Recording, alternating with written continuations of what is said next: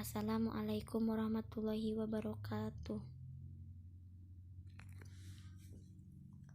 Perkenalkan, nama saya Barokatul Amla, tempat tanggal lahir Bandung 28 Oktober 2006, alamat Kampung Pasir Gempol, RT 2 RW 1. Saya duduk di kelas 9B Madrasah Sanawiyah Nurul Falah.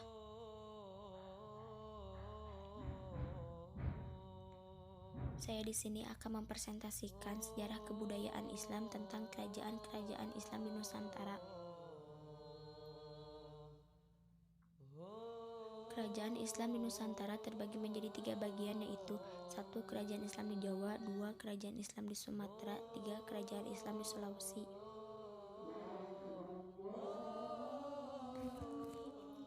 1. Kerajaan Islam di Jawa, Kerajaan Demak. Sejarah Kerajaan Demak. Kerajaan Demak merupakan kerajaan Islam pertama di Jawa. Para ahli memperkirakan Demak berdiri pada tahun 1500. Letak kerajaan di Bintaro di dekat muara Sungai Demak. Pusat kerajaan terletak antara Pelabuhan Bergota dan Jepara. Raja yang memerintah di Demak yaitu Raden Patah. Raden Patah sebagai pendiri dan raja pertama. Ratu Unus, Sultan Trenggono, Sunan Pratowo.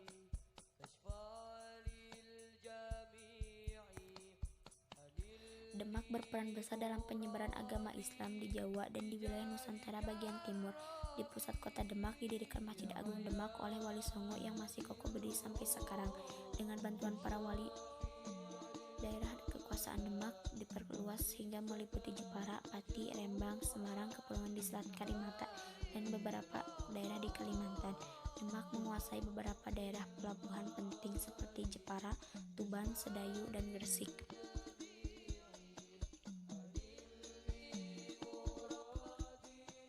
Kerajaan Mataram Islam. Sejarah Kerajaan Mataram Islam. Kerajaan Mataram Islam pada tahun 1586 dengan raja pertamanya Sutawijaya yang bergelar Penembahan Senopati. Tahun 1586 sampai 1601. Pada masa pemerintahannya, Penembahan Senopati Mataram banyak menerima cobaan. Pemberontakan silih berganti, mulai dari Bupati Surabaya, Ponorogo, Madiun, Galuh, Pati, dan Demak. Semenjak awal berdirinya Mataram, Penembahan Senopati dapat melampaui masa-masa krisis ini. Dengan memadamkan pemberontakan demi pemberontakan, Penembahan Senopati wafat pada tahun 1601 dan dimakamkan di Kota Gede, Yogyakarta. Ia digantikan putranya bernama Mas Jolang. Tahun 1601 sampai 1613, Raden Mas Rangsang atau Sultan Agung. Tahun 1613 sampai 1645, Mataram mencapai kejayaannya pada masa Sultan Agung. Pengaruh Mataram memudar setelah Sultan Agung meninggal pada tahun 1645.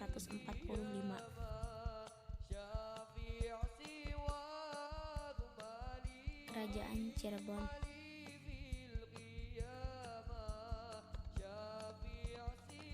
Sejarah Kerajaan Cirebon. Menurut Babat Cirebon bahwa kata Cirebon berasal dari kata ci dan rebon atau udang kecil. Nama tersebut berkaitan dengan kegiatan para nelayan di Muara Jati, Dukuh, Pasambangan, yaitu membuat terasi dari udang kecil atau rebon. Adapun versi lain yang diambil dari kitab Nagara Kertabumi menyatakan bahwa kata Cirebon adalah perkembangan kata Caruban yang berasal dari istilah Sarumban yang berarti pusat percampuran penduduk. Pada awal abad ke-16, Cirebon masih di bawah kekuasaan Pakuan Pajajaran. Pangeran Walang Sungsang ditempatkan oleh Raja Pajajaran sebagai juru pelabuhan di Cirebon. Ia bergelar Cakrabumi. Setelah cukup kuat, Walang Sungsang memproklamasikan kemerdekaan Cirebon dan bergelar Cakrabuana. Pendiri kerajaan Cirebon adalah Walang Sungsang, namun orang yang berhasil meningkatkan statusnya menjadi sebuah kesultanan adalah Syarif Hidayatullah atau Sunan Gunung Jati. Sunan Gunung Jati adalah keponakan merangkap pengganti Pangeran Cakrabuana sebagai penguasa Cirebon pada tahun 1497.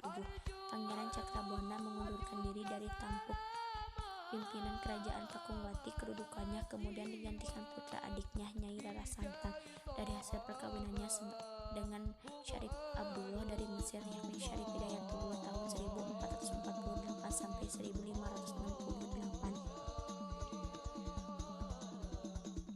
Yang setelah wafatnya dikenal dengan sebutan Sunan Gunung Jati.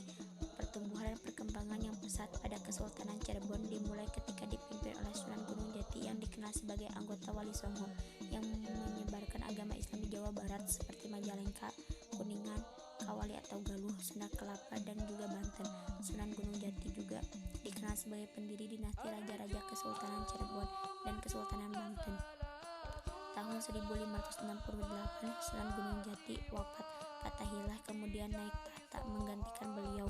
Fathaillah menduduki tahta kerajaan Cirebon hanya 2 tahun karena ia meninggal dunia pada tahun 1570. Fathaillah dimakamkan berdampingan dengan makam Sunan Gunung Jati di Gedung Jinem Astana Gunung Sembung. Saat kepemimpinan Sultan Ageng Tirtayasa, Kesultanan Cirebon dibagi 2, yaitu Kasepuhan dan Kanoman. Pangeran Martawijaya diangkat menjadi Sultan Keraton Kasepuhan dan memerintah hingga 1703, sedangkan Pangeran Kartawijaya diangkat menjadi Sultan Keraton Kanoman dan memerintah hingga tahun 1723. Kerajaan Banten.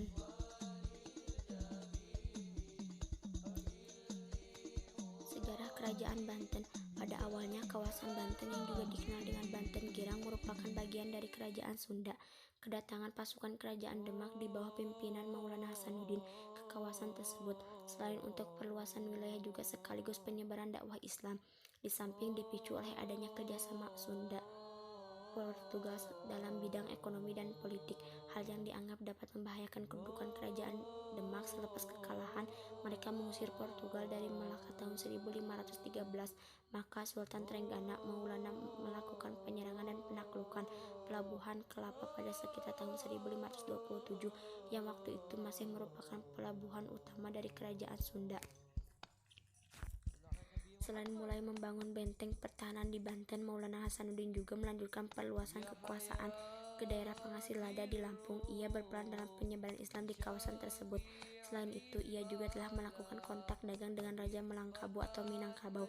Kerajaan Indarapura Sultan Munawarsyah dianugerahi keris oleh raja tersebut seiring dengan kemunduran Demak, terutama setelah meninggalnya Trenggana. Banten yang sebelumnya di bawah kekuasaan Kerajaan Demak mulai melepaskan diri dan menjadi kerajaan yang mandiri.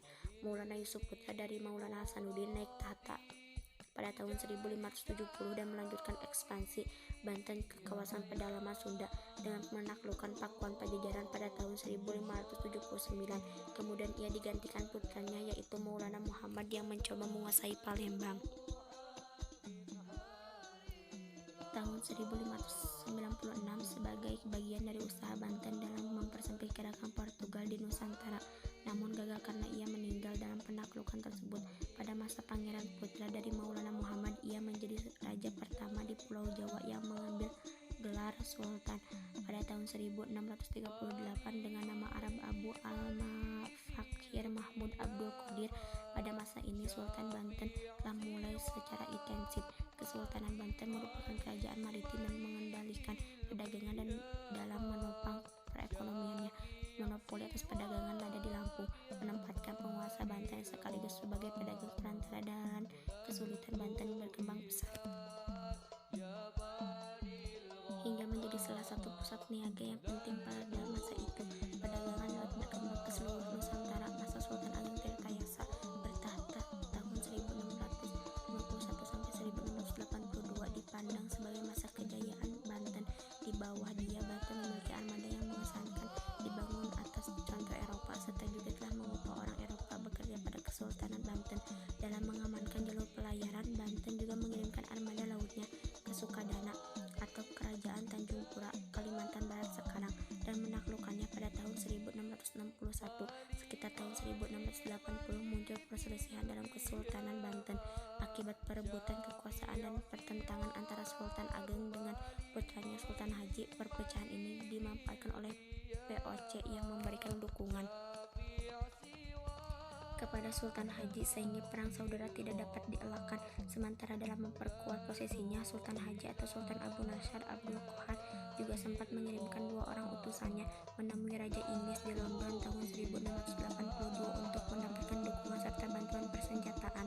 Dalam perang ini, Sultan Ageng terpaksa mundur dari istananya dan pindah ke kawasan yang disebut dengan Tirtayasa. Namun pada tanggal 28 Desember 1682, kawasan ini juga dikuasai oleh Sultan Haji bersama VOC. Pada 14 Maret Sultan Ageng tertangkap kemudian bertahan di Batavia.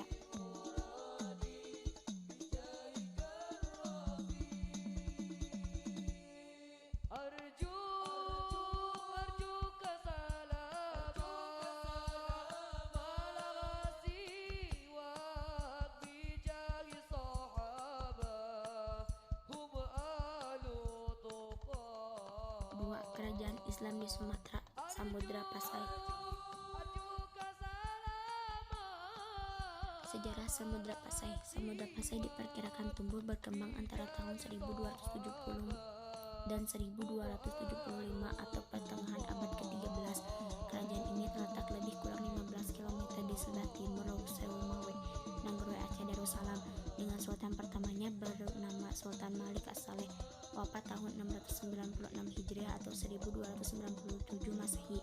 Dalam kitab sejarah Melayu dan Hikayat Raja-Raja Pasai diceritakan bahwa Sultan Malik As-Saleh sebelumnya adalah seorang kepala gampong, sebuah sistem pembagian wilayah administratif di Provinsi Aceh berdasarkan asal-usul dan adat istiadat setempat yang diakui dan dihormati. Samudra bernama Maurah Silu. Setelah menganut agama Islam, ia mengganti nama menjadi Malik As-Saleh. Berikut ini merupakan urutan para raja yang memerintah di Kesultanan Samudra Pasai. Sultan Malik As-Saleh 696 Hijriah sampai 1297 Masehi. Sultan Muhammad Malik Al-Jahiyad 1297 sampai 1326 Masehi. Sultan Mahmud Malik Jahir kurang lebih 1346 Masehi sampai 1383 Masehi. Sultan Zainal Abidin Malik Jahiyad 1383 sampai 1405 Masehi. Sultan Kerajaan Aceh Darussalam 1405 sampai 1412 Masehi. Abu Jain Malik Jahiyad 1412 Masehi. Aceh didirikan Sultan Ali 1513 sampai 1524 Masehi. Melepaskan diri dari kekuasaan Kerajaan Tidie tahun 1564. Kerajaan Aceh di bawah pimpinan Sultan Alauddin Al-Qahar tahun 1537 sampai 1568 Masehi. Sultan Alauddin Al-Qahar menyerang Kerajaan Johor dan berhasil menangkap Sultan Johor. Namun Kerajaan Johor tetap berdiri dan menentang Aceh. Pada masa Kerajaan Aceh dipimpin oleh Alauddin Riayat Shah, pasukan Belanda yang dipimpin oleh Cornelis de Houtman datang untuk meminta izin berdagang di Aceh.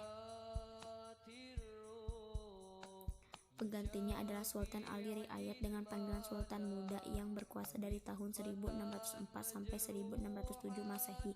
Pada masa inilah Portugis melakukan penyerangan karena ia ingin menaklukkan monopoli perdagangan di Aceh, tapi usaha ini tidak berhasil. Setelah Sultan Muda digantikan oleh Sultan Iskandar Muda dari tahun 1607 sampai 1636, Kerajaan Aceh mengalami kejayaan dalam perdagangan.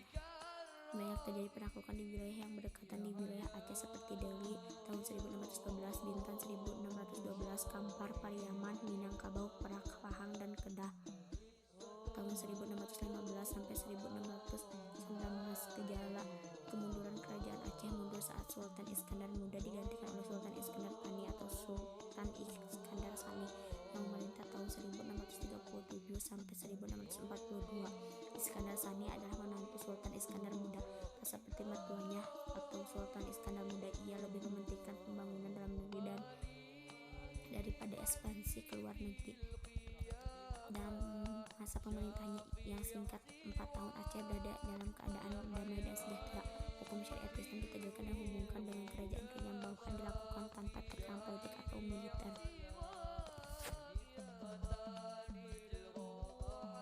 3. Kerajaan Islam di Sulawesi. Beberapa kerajaan Islam di Sulawesi diantaranya adalah Guatalo, Bone, Wajo, Dari Sopeng, dan Kesultanan Bucon. Dari sekian banyak kerajaan-kerajaan itu, yang terkenal antara lain Kerajaan Guatalo. Sejarah Kerajaan Guatalo.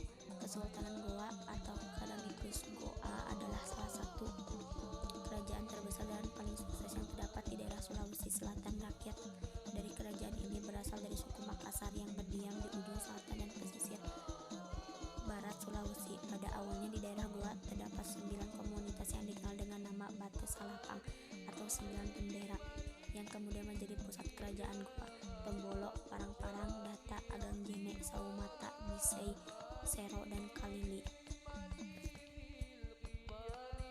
Sejak Guatalo sebagai pusat perdagangan laut, kerajaan ini menjalin hubungan dengan Ternate yang sudah menerima Islam dari Gresik. Raja Ternate yakni Ba'abullah mengajak Raja Guatalo untuk masuk Islam tapi gagal. Pada masa Datu RI Bandung datang ke kerajaan Guatalo, agama Islam mulai masuk kerajaan ini. Setahun kemudian, hampir seluruh penduduk Guatalo memeluk Islam. Mubalik yang berjasa menyebarkan Islam adalah Abdul Qadir Khatib, tunggal yang berasal dari Minangkabau.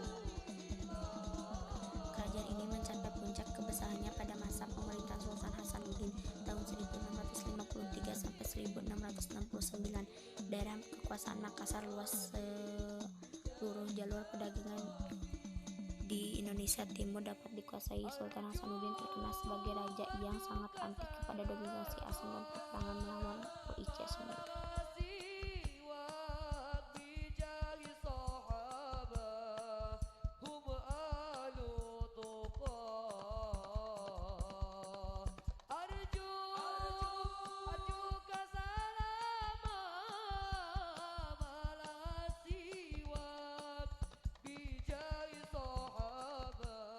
Demikian dari saya.